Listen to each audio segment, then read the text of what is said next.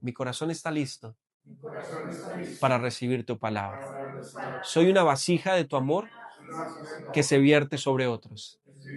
Mi corazón hoy se inclina a hacer tu voluntad y a escuchar tu palabra, porque hoy en la montaña me encontraré contigo. Amén. Una nueva oportunidad. ¿Cuántos necesitamos una nueva oportunidad? Estamos en la serie Try Again, inténtalo de nuevo. Y a veces creemos en ese orden de ideas que la nueva oportunidad que nosotros tenemos es sí, para nosotros, pero también hay que darle nueva oportunidad a otras personas. ¿Estamos? Porque muchas veces plasmamos este texto de aquí, claro, una nueva oportunidad, lo tenemos señalado. Es importante, sí, yo quiero una nueva oportunidad en mi vida, pero cuando yo necesito darle esa nueva oportunidad a otros, entonces ahí sí no. No, yo la quiero para mí, pero no quiero otorgarla. Entonces, cuando hablamos de la nueva oportunidad, hablamos de que Jesucristo, por medio de su nacimiento, trajo sobre nosotros una nueva oportunidad. Y esa nueva oportunidad,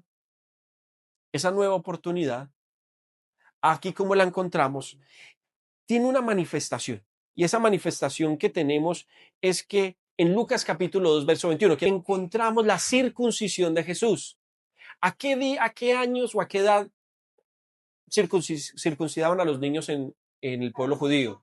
A los 8 días. Entonces, pasando los 8 días es que llegan y circuncidan a los niños en el tiempo de Jesús. ¿Listo? Pero esa circuncisión evidentemente iba a ¿qué? Iba a representar un derramamiento de sangre, ¿sí? Que es que la parte del mismo le quitan el bordecito y queda para que quede siempre libre el prepucio. En eso es lo que tiene que ver la circuncisión. Pero ese derramamiento de sangre tiene un fin. ¿Cuál es el fin? Mira, amados, redime. ¿Qué redime? Nuestro sentido de la obediencia a causa de la desobediencia original. Recordemos entonces que al principio se encontraban ¿quiénes? Adán y ¿quién? Y Eva. Pero ellos desobedecieron a Dios. Y cuando ellos desobedecieron a Dios, se encontró inmediatamente un proceso en el cual hubo una ruptura. Es decir, que la relación con Dios y el hombre ¿qué? Se fragmentó. Y al momento de fragmentarse,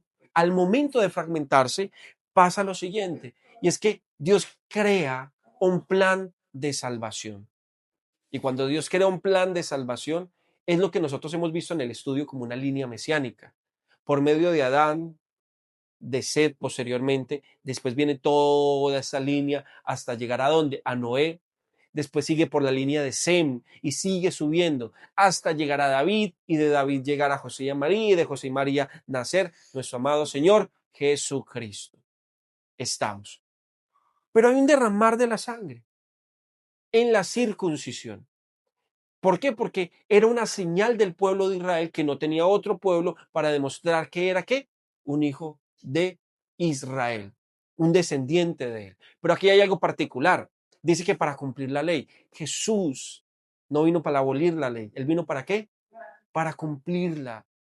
Mucha gente dice, no, es que Cristo vino a abolir la ley. No, no, no, él no vino a abolir, a derribar, a destruir, a derrocar la ley. No, por el contrario, él vino a qué? A cumplir la ley. Para que esa desobediencia que tenemos aquí, que era una desobediencia original, ahora sea quitada y caminemos en un proceso de obediencia. Entonces, cuando tú y yo caminamos en obediencia con Dios, nos estamos encontrando directamente con Jesucristo. Nos identificamos con Jesús, porque Jesús tiene una característica, era obediente, obediente. Y la obediencia no es un sentir, es una acción. ¿A qué me refiero con esto? Muy sencillo, yo tengo 3 hijas. Imaginémonos que yo le digo a mis hijas, hija, por favor, lava la loza, sea Antonia, María Paz, maybe de pronto Gabriela, pero de pronto pasan los minutos y ellas no van y lavan la loza. Pasan las horas y no van ni lavan la loza. Pasa un día y no lavan la loza. Y yo llego y les pregunto, hey, ¿por qué no fuiste a lavar la loza? Y ellas me responden, no, papá, es que no he tenido el sentir espiritual para hacerlo. Ahí era un tema de un sentir espiritual, era un tema de una acción en obediencia. En obediencia. Había que tomar acción por medio de la obediencia a la palabra para cumplir lo que mi papá me estaba diciendo. Pero pasa muchas veces con Dios. Dios nos dice una dirección clara y nosotros decimos, no, no tengo el sentir. Como que no. Y ya Dios te dijo lo que debías de hacer. Y Dios no te dice algo nuevo cuando no has cumplido lo que Él ya primeramente te ha dicho que debes de hacer. Y a veces estamos esperando, Señor, háblame algo nuevo, algo nuevo. Y el Señor le digo, pues yo estoy esperando que cumplas lo que te dije que hicieras hace rato. Si no cumples esto que te pedí, ¿cómo esperas que te dé algo nuevo? Por eso es importante conocer a Jesús. Por eso es importante entender su proceso de crucifixión. Por eso es importante que hoy muchas personas en este domingo, que muchos lo han llamado como el Domingo de Ramos, salen, hacen su celebración, pero tienen un conocimiento muy vago de la verdad espiritual que Jesucristo representa sobre la humanidad. Porque Jesucristo parte la historia. Es más, hoy nuestros años son partidos por Jesús. ¿Por qué? Somos 2026 después de Jesucristo. ¿Estamos? Encontramos imperios 355 antes de Cristo. Cristo partió la historia. Pero no solo partió la historia del mundo, también partió tu historia y la mía. Porque una cosa nosotros éramos en Cristo y otra ¿con quién? Con Jesús. ¿Me siguen? Una cosa eras tú sin Jesús. Otra muy diferente debe ser con Jesús. Pero si tus actitudes, si tus comportamientos, si tus escenarios siguen siendo igual a como eran antes de conocer de Jesús, te hace falta conocer a Jesús. Porque una persona que se ha encontrado con Cristo nunca fue la misma, nunca. ¿Ejemplos? Claro que sí, ya se los doy. Federico, mira, la mujer del flujo de sangre se encontró con Jesús, nunca volvió a ser igual. La mujer samaritana, doña Estela, ¿qué pasó? Se encontró con Jesús, nunca volvió a ser igual. George, el cuadrapléjico, se encontró con Jesús, nunca volvió a ser igual. Ramón, el ciego, se encontró con Jesús y nunca volvió a ser igual. María Magdalena se encontró con Jesús, nunca volvió a ser igual, Juan. Porque un encuentro con Jesús hace la diferencia. Ahora, si tú y yo estamos batallando en áreas que todavía no son conquistadas por Dios, en áreas donde todavía perdemos, necesitamos un encuentro con Jesús en esas áreas. Porque quiere decir que en eso yo quiero tener el control. Es como esa historia de una personita que está hablando con Jesús y le dice, Jesús, déjame entrar a tu casa. Claro, Jesús, entra a mi casa, no hay ningún inconveniente. ¿Puedo entrar a tu cocina? Claro que puedes entrar a mi cocina. ¿Puedo entrar a las habitaciones? Claro, puedes entrar a las habitaciones. ¿Puedo entrar a tu habitación? Pero por supuesto, puedes entrar a mi habitación. ¿Puedo mirar tu closet? Claro que sí, Jesús, puedes mirar mi closet. Pero ella tenía un cofrecito. ¿Puedo abrir ese cofre? Y ella le dijo, no, ese cofre no se puede abrir. Ese cofre es mío. Y esa personita vivía un proceso repetitivo en un ciclo que no cambiaba a causa de ese cofre. Las cosas que tenía guardadas, que solo ella quería saber, controlar y tener, porque tenía algo en el cofre. Es lo que yo he dicho en muchas ocasiones, oramos con el cofre cerrado. Señor, ven a mi vida, lléname. Mi necesidad tiene tu nombre, como lo decía la alabanza. Tú eres el que es, el que ha de venir. Y sacamos frases tan preciosas, pero con el cofre cerrado. Esto es mío, Señor, no lo toques. Yo esto no lo quiero entregar. Yo quiero ser el mismo grosero. Quiero ser la misma grosera. Yo quiero ser el mismo incrédulo, la misma incrédula. Yo quiero ser la misma persona que tiene esa misma circunstancia. Eso no lo quiero cambiar. Y Dios te dice, entrégame todo. Que yo todo lo di por ti, como lo vamos a ver en un momento. Entonces en Lucas capítulo 2, 21, verso 21, encontramos que Jesucristo redime al pueblo. ¿Por medio de qué? De su derramar de la sangre. Ahora, estas que están en azul, estas que están todas en azulitas, que se las tengo aquí, ¿cierto? Todo esto tiene un proceso de finalización con la muerte de Jesús en la cruz del Calvario. Sin muerte no hay transformación, pero no solo sin muerte, sin resurrección. Hoy tu vida cristiana y la mía tiene importancia porque Jesús resucitó. Si Él no hubiese resucitado, no hubiese importancia. Pero si van donde Mahoma, que son los que profesan el Corán, que son los musulmanes, la tumba de Mahoma están los huesos de Mahoma. En la tumba de Buda están los huesos de Buda. Pero ¿en dónde están los huesos de Jesús? Él está vivo. La palabra dice que es la parte física del Padre. Y corpóreamente dice que se encuentra sentado a la diestra del Padre para venir por su pueblo. En el arrebatamiento, que es la dispensación mesiánica que vamos a estar estudiando cuando Jesucristo viene a conquistar esta humanidad a causa de la rebelión. ¿Estamos entendiendo? ¿Me estoy haciendo entender? George, ¿vamos bien? Muy bien. Punto número 2. Segundo derramamiento de la sangre de Jesús lo encontramos en Getsemaní. Lucas capítulo 22, verso 44. Lucas capítulo 22, verso 44. Y era una agonía, ¿cómo? Profunda. Yo no sé si tú has estado en agonía. Ahora, por más que tú y yo estemos en agonía profunda, creo que ninguno de nosotros ha sudado sangre. Los médicos dicen, George, que era tan profunda la angustia del Padre, de Jesús, perdón, que los vasos empezaron a estallarse. Y por sus glándulas sudoríparas salía sudor. Y no solo eso, dice que esa sangre caía ¿en dónde? En la tierra. En Getsemaní Jesús sana nuestra tierra. Y es importante entender ese principio, porque Él restaura lo que ¿qué? Lo que ya Dios le había dicho a ¿quiénes? A Adán y a Eva, los que encontramos allá en esa esquinita. Él restaura. ¿Por qué es importante la restauración? Porque les dice, los voy a devolver donde debían estar. Les voy a restaurar donde ustedes debían estar anteriormente. Les voy a devolver eso. ¿Cómo? Sanando su tierra. Hoy una de las cosas que debemos de clamar en el nombre del Señor es sanar nuestra tierra. Yo quiero que ustedes en sus oraciones, amados, oren de esa manera: Señor, sana mi tierra. Porque nuestra tierra está contaminada no solo con el pecado genérico que cometemos todos y cometen los demás y cometemos nosotros, sino también personalmente nuestra tierra está contaminada por las maldiciones generacionales de nuestros antepasados, por medio de nuestra línea de crecimiento. Es decir, mi tierra puede estar contaminada por las maldiciones generacionales de mis padres, de mis abuelos, de mis bisabuelos, de mis tatarabuelos, de mis tataratatarabuelos y así sucesivamente hasta poder llegar a raíces ¿de qué? De pecado. ¿Me siguen? Pero una de las oraciones que debemos declamar es: Señor, sana nuestra ¿qué? Sana nuestra tierra. Porque nuestra tierra se encuentra en muchas ocasiones bajo maldición. ¿Dónde está el fundamento jurídico? ¿Dónde está el fundamento real que podemos tomar? Es a través de ¿qué? De Getsemaní. Porque en la sangre de Jesús cayó ¿en dónde?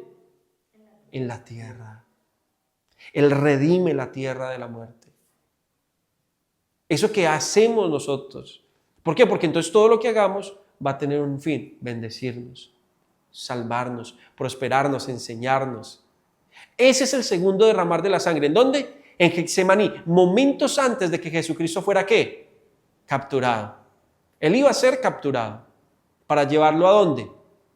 A todo el proceso de Poncio Pilatos, como lo vamos a ver en el tercer elemento. Tercer punto. Jesucristo fue azotado. Él fue azotado. Juan capítulo 19, verso 1. Poncio Pilatos y lo azotó.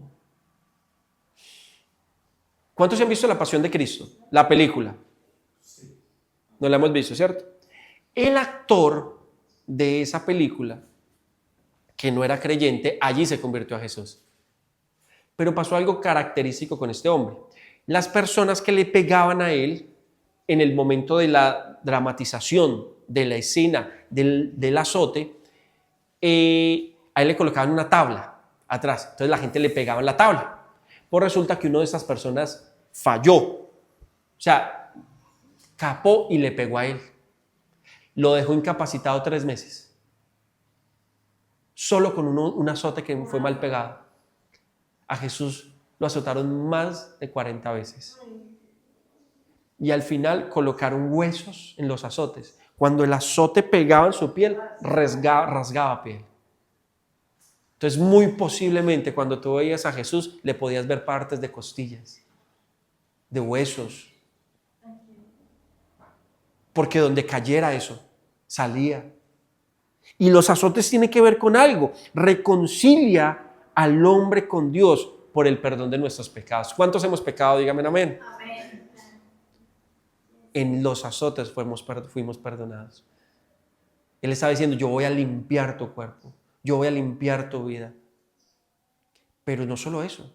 Eso que estaba pasando en Juan capítulo 19, 1, ya Isaías lo había dicho. Era el cumplimiento de una palabra profética que había sido mencionada hace muchos años atrás y que ahora era el momento. ¿Qué dice Isaías capítulo 53, verso 5, Juan? Es como algo, piensa en una deuda que tú tengas. Una deuda. Puede ser 1 millón, 100 millones, 5 millones. Y de pronto alguien llega y te dice: yo te la pago. El tema de que no se siente agradecido, el que no se siente deudor. Piensa por un momento. Tienes una deuda y alguien llega y te dice, yo te la pago. ¿Cómo te sientes tú? ¿Por qué? Porque te pagaron una deuda, algo que debías de pagar.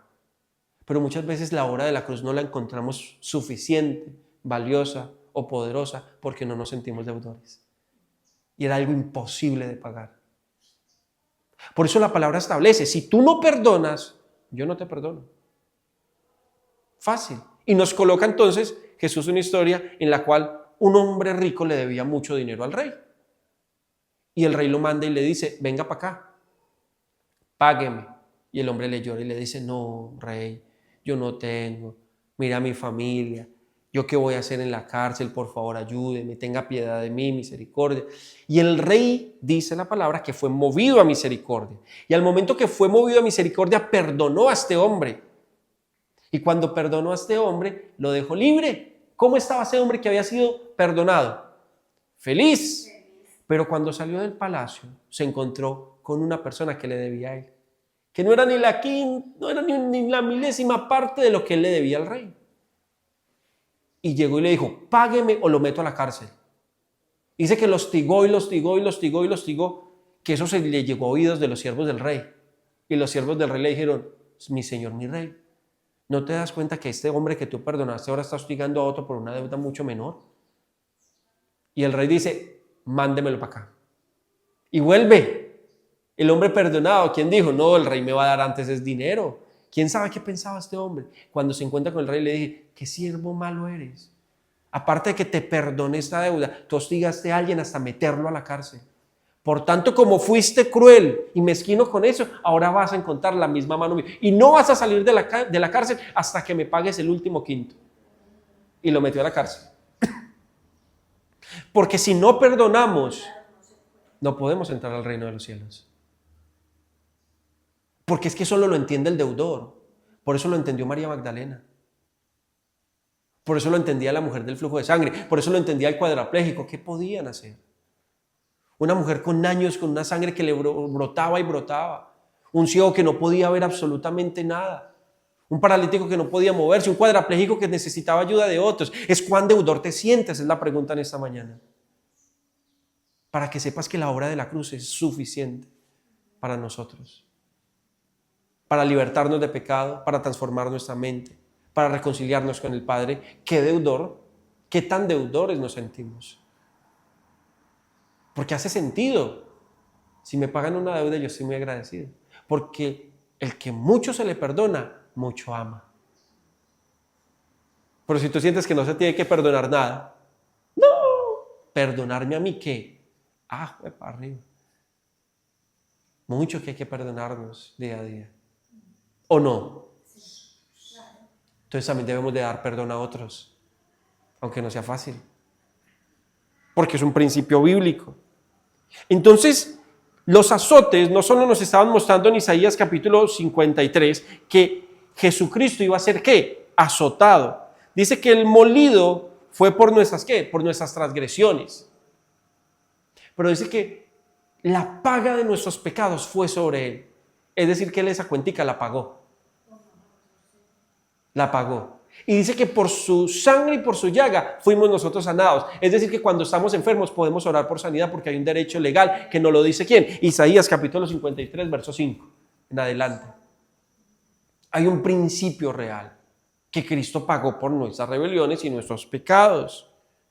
Y entonces reconcilia al hombre con Dios por el perdón ¿de qué? De nuestros pecados. Dios nos perdonó, amados. Dios nos perdona. Tú has cometido errores, Dios te perdonó. Ahora, recordemos lo siguiente. Dios me perdona cuando yo me arrepiento. Pero en el plano natural, aunque en el cielo ya no debas nada, tenemos un plano natural donde se viven consecuencias. ¿Me siguen? Y hay momentos donde las consecuencias también son hasta perdonadas, pero hay momentos donde no. Donde las consecuencias nos quedan. Y con las consecuencias lidiamos, porque fue nuestro error. ¿Amén? Amén. Que muchas veces Dios dice, ay, pero Señor, si tú me perdonaste, ¿por qué esta persona me sigue tratando así? Tus consecuencias, ¿sí? Entonces, ¿por qué existe la restauración? Porque existe la restitución, ¿no? Para que entendamos de que, es, que no es, ay, el Señor me perdonó ya que nadie me diga nada. No, ahora con tus frutos vas a demostrar ese perdón tan grande que Dios te entregó para transformar tu vida y caminar alineado con Dios. Es diferente. Pero si nos quedamos simplemente en que Dios me perdonó y sigo actuando de la misma manera, pues entonces llega un momento donde la gracia se termina y empieza un juicio. Y el juicio de Dios es firme. Porque Él al que ama disciplina. Pero si por el amor no se entiende, entonces ¿qué hace un papá con un hijo? Por las buenas no me estás entendiendo, me toca disciplinarte. Por las buenas no estás aprendiendo, entonces me toca exhortarte. ¿Para qué? Para que puedas entender lo que quiero mostrarte. ¿Me siguen?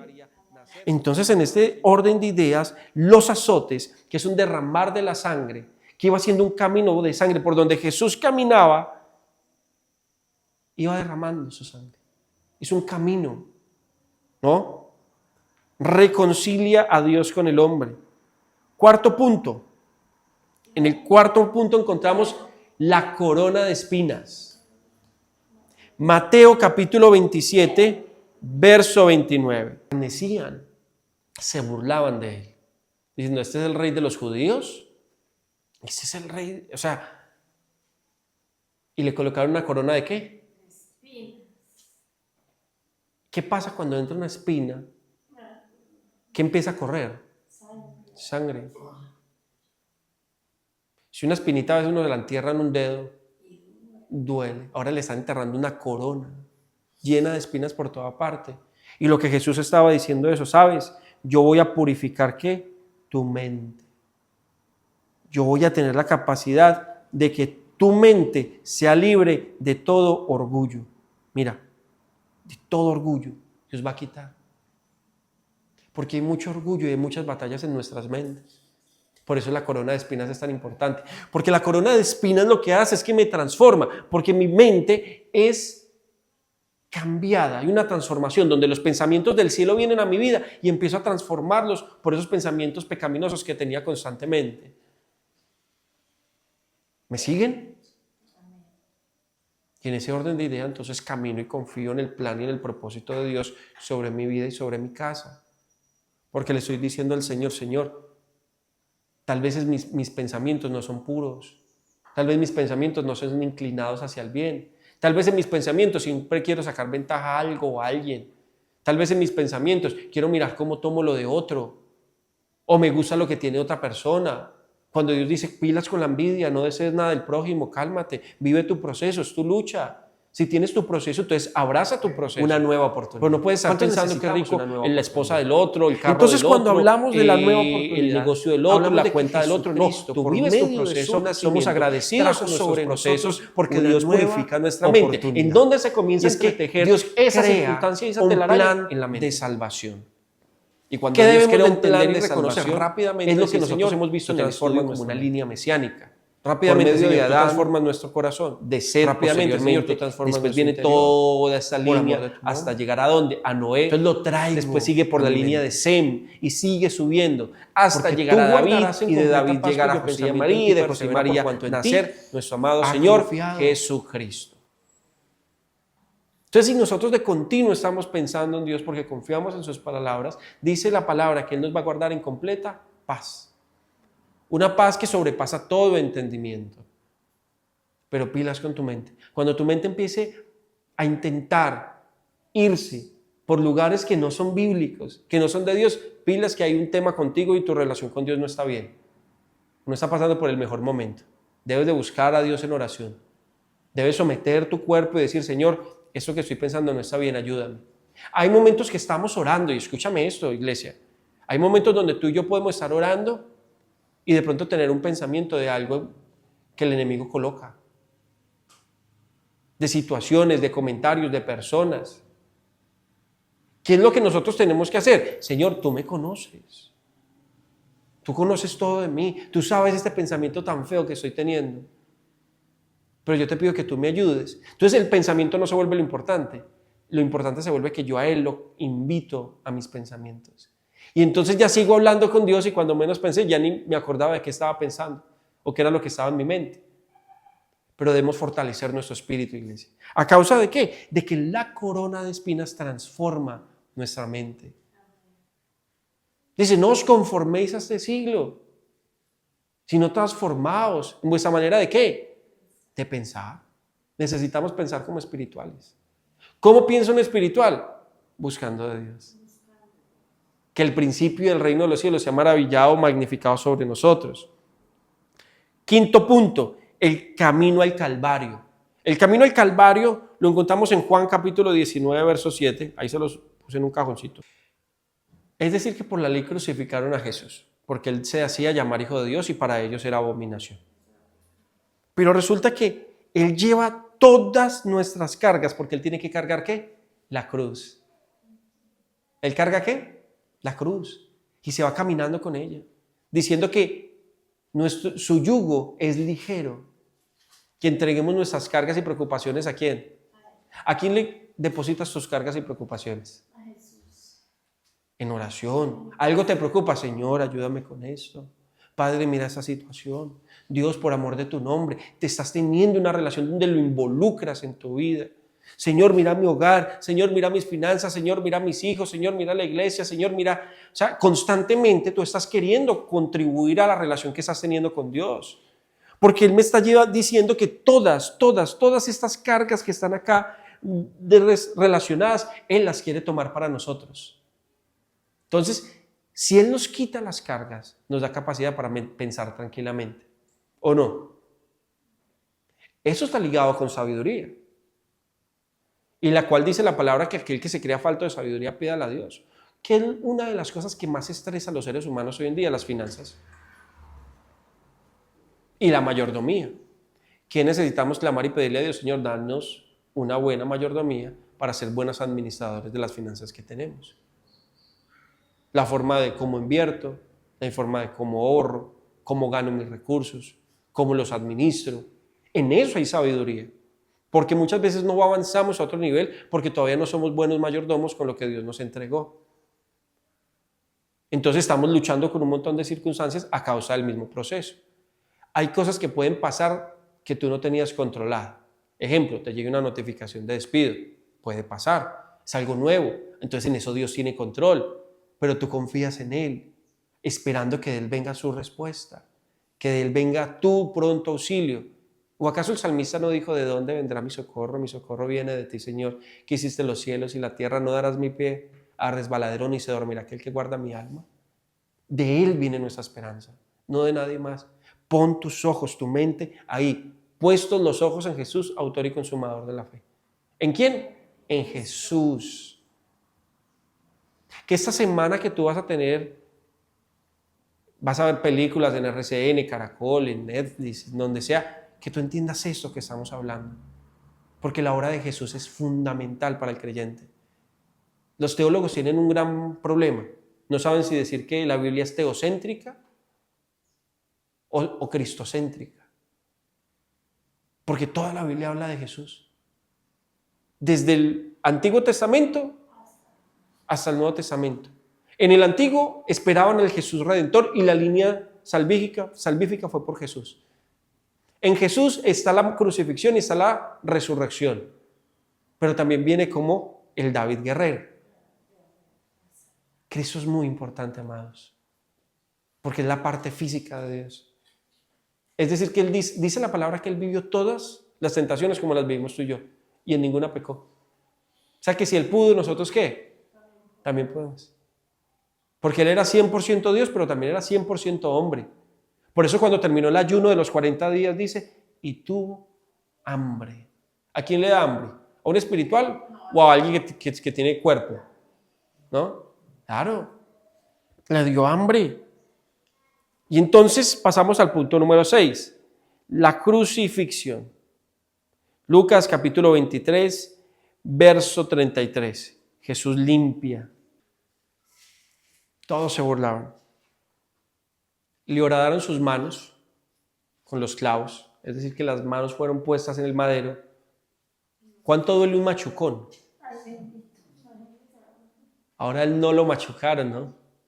Un clavo por ahí así, va para adentro las manos. Le colocan sus pies junticos y va para adentro clavando los dos pies. Porque Dios iba a sanar lo que tú ibas a hacer con tus manos e iba a sanar lo que ibas a hacer con tus pies. La obra de la cruz es una manifestación de sanidad y de salvación. Para decir, yo sé lo que tú has hecho con tus manos, lo que has escrito con tus manos, lo que has realizado para mal. Yo voy a sanar tus manos. Pero también voy a sanar tus pies, esos lugares donde fuiste donde no tenías que ir, donde corriste cuando nadie te llamó a que corrieras, donde fuiste diligente hacia el pecado. Dios dice, voy a sanar este camino. Voy a sanar tu camino. ¿Por medio de qué? De la sangre derramada en los pies. Todo fue derramado en Jesús. Sus manos nuestro hacer, sus pies nuestro camino. Para que tengamos limpieza, para que tengamos verdad, para que seamos purificados a causa de su amor. Por eso, en Lucas capítulo 23, verso 33, estamos hablando acerca de la crucifixión. Y cómo esas manos que están aquí dibujaditas y esos pies son limpios. Porque Dios limpió tu hacer y tu camino. Amén. Amén. Hónralo con tus manos, hónralo con tus pies. Que tus pies donde vayan, Dios se sienta honrado del lugar donde estás yendo. Y en eso vamos a ver respaldo de Dios. Vamos a ver cuidado de parte de Él. Y vamos entrando a la última parte de esta enseñanza. Su costado, ¿cierto? Juan capítulo 19, verso 34. Jesucristo todo lo dio. ¿Le salió qué? Agua y sangre. Ya no había más sangre. Hasta la última gota fue vertida. ¿Se desangró? Por amor a ti y por amor a mí. Por amor a nosotros, Jesús lo dio todo. Todo. ¿Por qué es tan importante la obra de Jesús y que esa sea revelada en nuestras vidas? Porque hasta que no sabemos qué es lo que teníamos que pagar, no sabemos cuánto fuimos y cuán valiosos somos para Dios. Que dio la vida de su Hijo unigénito para que todo aquel que en Él crea no se pierda, mas tenga vida eterna. ¿Cuántos aquí darían a su hijo por alguien más? El Padre lo hizo. Cosa que yo no haría. Que es muy duro. Y dice la palabra que Él en ese momento simplemente quitó la mirada. Por eso Jesús dice, Padre mío, ¿por qué me has desamparado? Porque Él siente un silencio del Padre. Y dice que el dolor de Jesús fue la separación de su Padre. El dolor de Jesús que estaba manifestado en la cruz del Calvario era de haberse separado del Padre, porque iba a tener un tiempo en el cual no iba a estar con Él, que iba a tener esos 3 días como Jonás estuvo dentro del vientre del pez, así Jesús iba a estar 3 días en el Seol, del lugar de los muertos. Y era un dolor de Jesús, porque no iba a poder estar con su Padre. ¿Saben? Jesús nos enseña una dependencia total con el Padre, que tú y yo lo busquemos de corazón, que tú y yo seamos honestos con lo que estamos viviendo. Digamos, Señor, te necesitamos. Porque si Jesucristo lo dio todo por amor a nosotros, Él nunca te va a pedir algo que ya no te haya dado. ¿Nunca qué? Te va a pedir algo que ya no te haya dado. Él te pide que perdones porque Él te perdonó y me perdonó. Él te pide que seas una persona que ama porque Él nos amó primeramente a nosotros. Él nos pide que tengamos fe porque Él primero confió en nosotros. Él nos pide que demos porque Él primero nos dio a nosotros. Entonces, en el principio de los reinos de los cielos, nosotros caminamos no con base a lo que creemos, sino con base a lo que hemos experimentado de Dios. No nos basa y no nos sirve que tú camines por la fe del pastor, que tú como esposo camines por la fe de tu esposa, que tú como hijo camines por la fe de tu padre. Tú debes desarrollar tu fe, porque ese fue el negocio del pueblo de Israel con Moisés. Moisés, que Dios te hable a ti y tú nos hables a nosotros. Y Dios no quería eso. Él quería una relación face to face, cara a cara con su pueblo. Amados, todo lo dio Dios por medio de su Hijo en la cruz del Calvario. 7 derramares de la sangre que nos encuentran una manifestación bastante particular. Él redime, restaura, reconcilia, transforma, justifica y limpia. Porque todo nos lo dio. Todo nos lo dio. Quiero terminar con un pensamiento y es, un día alguien me preguntó, Daniel, ¿tú qué harías si perdieras a tu familia y te dieran la oportunidad de recuperarla? ¿Qué darías? Y yo todo. O sea, lo que tenga que hacer, todo lo daría. Lo que tuviera, todo lo daría. O sea que tú me dices, me preguntas, que si todo darías por recuperar a tu familia que habías perdido, pero hoy la puedes recuperar, quiere decir que hoy lo tienes todo.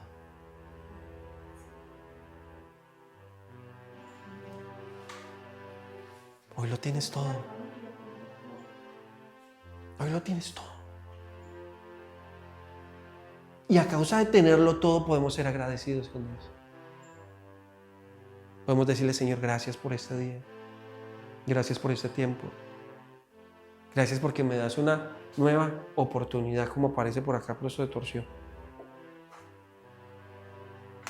Una nueva oportunidad. Yo no sé cuántos aquí necesiten una nueva oportunidad, pero yo desde esta madrugada yo clamaba, Señor, danos una nueva oportunidad. Como iglesia, como familias, como esposos. Danos una nueva oportunidad, pero esta nueva oportunidad no queremos emprenderla solos. Esta nueva oportunidad la queremos emprender contigo. Porque no podemos desconectarnos del try again. Es una nueva oportunidad, pero en tu nombre. Es una nueva oportunidad, pero conscientes de tu amor. Es una nueva oportunidad, pero dependiendo de ti.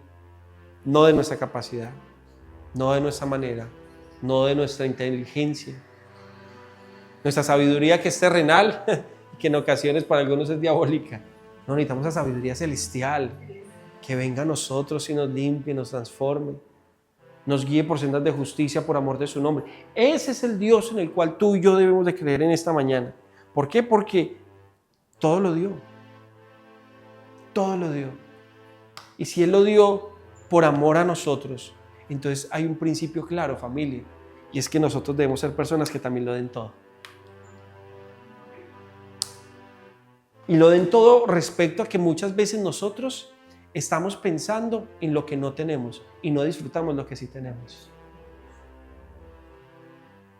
Si tuviera este trabajo, si tuviera este carro, si tuviera esta oportunidad, si tuviera esto, si tuviera lo otro, si tuviera... Y te pierdes tanto en el tener que no disfrutas y no ves lo valioso que está a tu alrededor.